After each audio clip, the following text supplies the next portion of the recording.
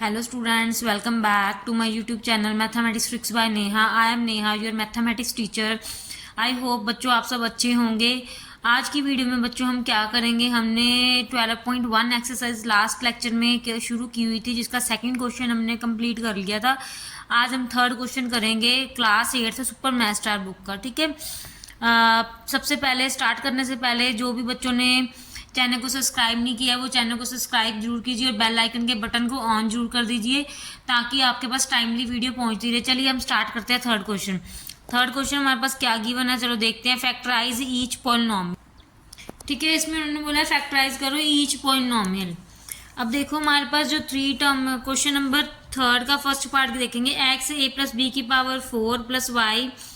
ठीक है, ठीक है, अब हमारे पास कितनी टर्म्स है, ये 1 टर्म्स है, ये 2 टर्म है, ये 3 टर्म है। टोटल 3 टर्म्स है हमारे पास, 3 टर्म्स है। ठीक है, अब इसमें से हमने पूरा फैक्टर देखना है क्या आ रहा है। अब इसमें एक्स वाई जेड तो आ नहीं रहा, सब में अलग अलग है, तो ए प्लस बी की पावर आ रही है ना। अभी हमने मिनिमम पावर देखनी है, यहाँ पे 4 है, यहाँ पे 3 है, यहाँ पे 2 है, तो हमारे पास कॉमन क्या आएगी, ए प्लस बी की पावर 2 कॉमन आ जाएगी। ठीक है, ए प्लस बी की पावर 2 कॉमन आ गई। देन अंदर हमारे पास क्या है, यहाँ पे एक्स बचा है, 2 तो हमारे पास कॉमन आ गया, 4 में से 2 गए तो 2 पावर बच गई, ए प्लस बी की पावर 2 प्लस वाई, ए प्लस बी की पावर 1 बचेगी, 3 में से 2 की 1, देन प्लस जेड, ए की पावर 2 तो कॉमन थी, ए की पावर 2 कॉमन है। ठीक है, ये बच गया हमारे पास। ठीक है, अब हमारे पास जो कॉमन था ए प्लस बी की पावर 2, अब इसको थोड़ा सा हम सॉल्व कर देते हैं। एक्स ए प्लस बी की पावर 2 को खोलेंगे तो a square plus b square का फॉर्मूला क्या है, a square plus b square plus 2ab, ये फॉर्मूला लग जाएगा। प्लस इसको y को इसके साथ मल्टीप्लाई करते हैं, y into a y plus b y plus z s t. ठीक है, ठीक है, ब्रैकेट के अंदर जो सॉल्व होता है आपने उसको सॉल्व करना है, बाहर वाला नहीं करना जो हमने कॉमन ले लिया। ब्रैकेट के अंदर जो जो सॉल्व होता है, सिंप्लीफाई होता है, उसको हम कर देंगे। फिर से खोल देंगे, a square x plus y b square x sorry plus 2ab x plus a y plus b y plus z. ठीक है, अब देखो इसमें से अब कुछ भी ऐड सब्ट्रैक्ट कुछ भी नहीं हो रहा, तो अब सम अब सिंप्लीफाई और हो भी नहीं सकता, तो इसको एज इट इज लिख देंगे, ये हमारा क्या आ जाएगा, आंसर आ जाएगा। चलो ठीक है, इसका सेकंड क्वेश्चन देखते हैं। अब सेकंड क्वेश्चन हमारे पास क्या गिवन है, 25x माइनस वाई की और square minus 15x x minus y minus x, ये है स्टेटमेंट, ये है। अब इसको सॉल्व करते हैं, हम सॉल्व कर देंगे तो क्या आएगा, ये देखो 25, ये x माइनस वाई की पावर 2 है, माइनस 15 है, ये एक्स माइनस वाई तो सब में है, ये फर्स्ट टर्म है, ये सेकंड टर्म है, थर्ड टर्म है। देन इस पे जो 25 कांस्टेंट है, इसमें 15 कांस्टेंट है, इसमें ये कांस्टेंट है। ठीक है, बट एक चीज और है बच्चों, यहाँ पे x माइनस वाई, यहाँ पे x माइनस वाई, यहाँ पे x प्लस वाई है, कुछ भी कॉमन नहीं है तो हम कर सकते हैं, इसको सिंप्लीफाई करेंगे। 25x माइनस वाई की power 2 minus 15x x minus y, इसको माइनस कर देंगे। ठीक है, माइनस हमने कॉमन ले दिया क्योंकि यहाँ पे बच्चों स्टेटमेंट में ब्रैकेट नहीं है, हमने माइनस कॉमन लेके क्या कर दी, ब्रैकेट बना दी है। एक्स माइनस वाई, जब माइनस कॉमन लेंगे तो ब्रैकेट के साइन चेंज होंगे। अब इसमें से एक्स माइनस वाई कॉमन आ रहा है, अब हम ले लेते हैं एक्स माइनस वाई, कितनी टर्म्स कॉमन आ रही है, 2 power 1 power 1 power, that means 1 power ही कॉमन आ रही है। देन फिर 25 x minus y minus 15 x minus 1, ये बन गया। अब अंदर ब्रैकेट ओपन करके सॉल्व कर देते हैं, x minus y 25x minus 25y minus 15x minus 1, ये आ गया। देन नेक्स्ट अब क्या करेंगे, x minus y 25 minus 15 10x minus 25y minus 1, ये बन गया।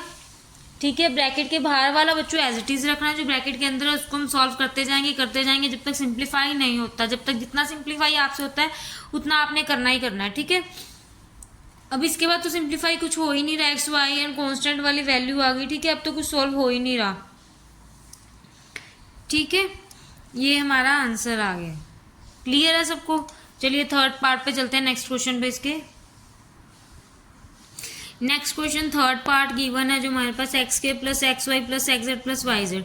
इसमें बच्चों हमारे पास कोई भी, इसमें एक्स है, इसमें एक्स है, इसमें एक्स है, इसमें एक्स नहीं है, देन इसमें वाई नहीं है, इसमें इनमें जेड नहीं है, ठीक है। ठीक है, अब इसमें क्या है, इसमें देखो बच्चे भी कुछ भी कॉमन नहीं आ रहा तो हम इसको सॉल्व नहीं कर सकते। तो इसका मतलब ये तो है नहीं कि हम क्वेश्चन को सॉल्व ही नहीं करेंगे, सॉल्व तो करेंगे, ऑब्वियस सी बात है, कुछ ना कुछ तो करना पड़ेगा। तो हम इसमें क्या करेंगे, हमने इसमें ग्रुपिंग करेंगे, ठीक है। हम ग्रुपिंग करेंगे, हम पेयर बना देंगे। हम पेयर बनाने के लिए क्या करेंगे, अब हम इन दोनों के पेयर बना देंगे और इन दोनों के पेयर बना देंगे। पेयर में से कुछ कॉमन निकाल देंगे। अब इसका पेयर बनाए, इसमें से x कॉमन निकल रहा है, x then x plus y. अब इसमें से z कॉमन आ रहा है, देन x प्लस वाई, ठीक है। वन इम्पॉर्टेंट थिंग है कि ये देखो x प्लस वाई दोनों में आ रहा है, ठीक है। तो x प्लस वाई इकट्ठा कर देंगे, देन x प्लस z, ठीक है। अब देखो बच्चों क्या है, एंड वन इम्पॉर्टेंट थिंग बच्चे क्या है, जब हमने ग्रुपिंग की है तो जो ब्रैकेट्स में आएंगी दोनों सेम आएंगी। अगर सेम नहीं आई तो इसका मतलब आपको पता लग जाएगा कि आपने सम में कुछ गड़बड़ी की है, सम कहीं से गलत है, कुछ कॉमन गलत लिया है या कुछ साइन गलत का है। बिकॉज ये ग्रुपिंग में ना हमेशा ये ब्रैकेट सेम ही आएंगी, डन, ठीक है। हम एक्स प्लस वाई दोनों में आ रहा है तो हमने कॉमन कर दिया, देन एक्स प्लस जेड आ गया। अब इसको हम सॉल्व कर सकते हैं, नहीं कर सकते, तो एक्स प्लस जेड आ गया, ये हमारे पास क्या आ गया आंसर, ठीक है। ठीक है, ये देखो अब ये टू टर्म्स बन गई थी, कैसे किया मैं एक बार फिर से बता रही हूँ। एक टर्म ये बन गई थी, एक टर्म ये बन गई थी।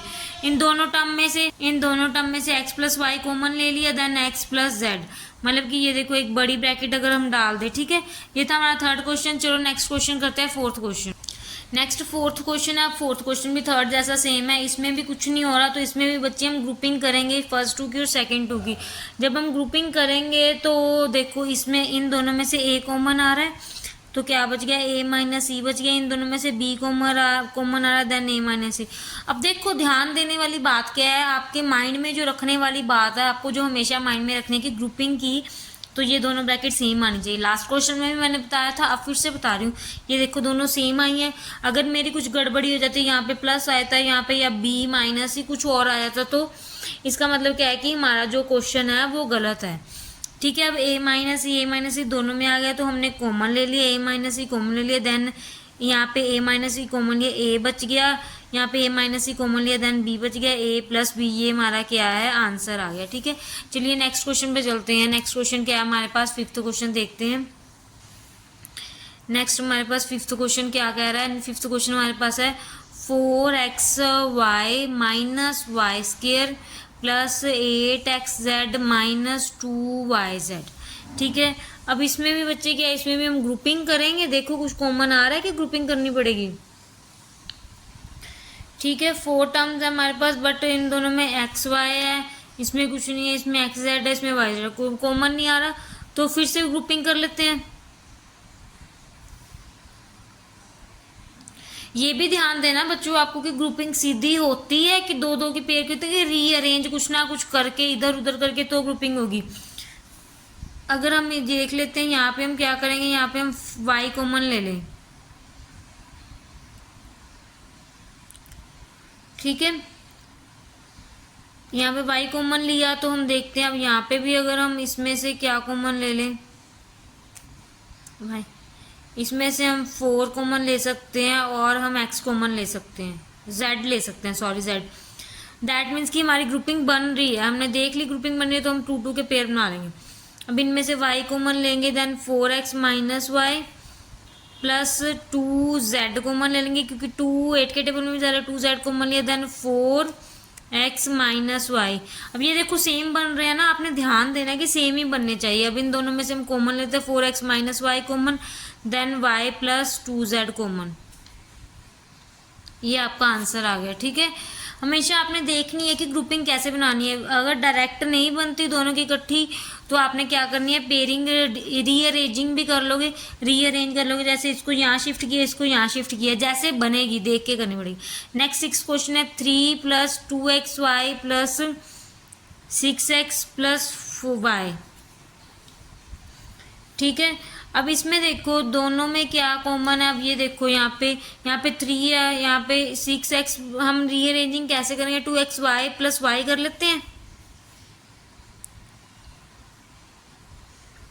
हम 2x + y ये रीअरेंजिंग किया हमने, ये बन गई स्टेटमेंट। अब इसमें से क्या कॉमन जा रहा है, इसमें से y कॉमन जा रहा है, देन 2x + 1 बच रहा है, यहाँ पे 3 कॉमन जा रहा है, देन 2x + 1 बच रहा है। देखो सेम आ रहा है ना मेरे, हमने रीअरेंजिंग की है तो रीअरेंजिंग करने पे अब इसमें से 2x तो कॉमन निकल गया, 2x कॉमन निकल गया, 2x + 1 यहाँ रह गया, देन दूसरी ब्रैकेट में आ गया y + 3। ये हमारा क्या आ गया, आंसर आ गया। ठीक है, नेक्स्ट क्वेश्चन करते हैं 7th पार्ट। नेक्स्ट क्वेश्चन है बच्चे 7th क्वेश्चन। 7th क्वेश्चन की स्टेटमेंट देखो क्या कर रही है, x² - xa + b + 2ab। अब इसमें देखो, इसमें ना तो कुछ कॉमन निकल रहा है, first term, second term, third term, 3 term आ गई, ये फर्स्ट टर्म आ गई, सेकंड आ गई, थर्ड आ गई। ना तो कुछ कॉमन निकल रहा है, ना हम इसकी ग्रुपिंग कर सकते हैं। हम ग्रुपिंग भी नहीं कर सकते, बट कुछ ना कुछ तो करना पड़ेगा। तो हम क्या करेंगे, हम ना पहले इसकी ब्रैकेट ओपन कर लेंगे, ये ब्रैकेट ओपन कर लेंगे। x² - ax + -2bx + 2ab। ये हमने पता क्यों किया, हमने ब्रैकेट ओपन क्योंकि अब हमारे पास ग्रुपिंग बन रही है। ये ग्रुप में से निकाल सकते हैं, ये ग्रुप में से, इसमें से हम क्या कर सकते हैं, इसमें हम x कॉमन निकाल सकते हैं, देन x - a आ जाएगा।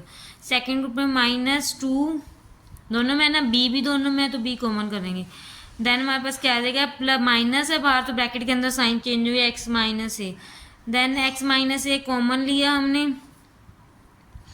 2b, x - 2b आंसर, ये हमारा आंसर आ गया। ठीक है, ये हमारे फैक्टर्स आ गए, हमने ईच पॉलिनोमियल फैक्टर बनाए थे, ये हमारे फैक्टर बन गए। ठीक है बच्चों, देखो आपने करना क्या है, अगर तो डायरेक्ट सीधे ही हमारे पॉलिनोमियल कॉमन आते हैं तो पॉलिनोमियल डायरेक्ट करेंगे, अदरवाइज आप ग्रुपिंग करोगे।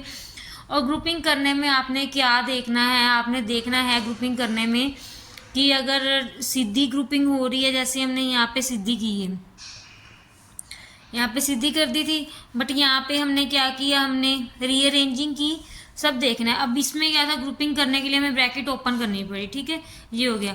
अब चलिए नेक्स्ट क्वेश्चन पे चलते हैं। नेक्स्ट क्वेश्चन है हमारा 8th पार्ट। 8th पार्ट हमारे पास है p² x + pqy + 2px - 2qy। अब हम ग्रुपिंग करेंगे, देखो p इसमें से, इसमें p है नहीं, देन xy कुछ भी नहीं है तो हम ग्रुपिंग कर लेते हैं। हम ग्रुपिंग करेंगे, इसमें से हमारे पास क्या कॉमन आ जाएगा, p आ जाएगा, देन px + qy। सॉरी बच्चों, स्टेटमेंट मैंने कर लिखी, यहाँ पे माइनस है, देन यहाँ पे +2 px - qy, then px - qy common लिया, देन p + 2, ये आंसर आ गया। ठीक है, अब 9th क्वेश्चन करेंगे। 9th क्वेश्चन जैसे हमने 7th क्वेश्चन किया है ना, वैसे ही ये पहले ब्रैकेट ओपन करेंगे, ac² - ac - ठीक है,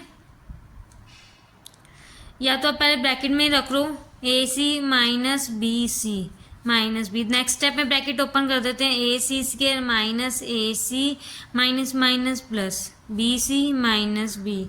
ठीक है, ये आ गया। अब हमने ग्रुपिंग बनानी है, इसमें से हमारा a और c कॉमन आ रहा है, इसमें से हमारा b कॉमन आ रहा है। ठीक है, ac कॉमन आ रहा है, देन a सिंगल था, आ गया, c 2 टाइम्स था, देन c -1 क्योंकि ac पूरा बार आ गया, देन इसमें से b कॉमन आ रहा है, देन c -1। देखो सेम आ रही है, सेम ब्रैकेट ही आनी चाहिए।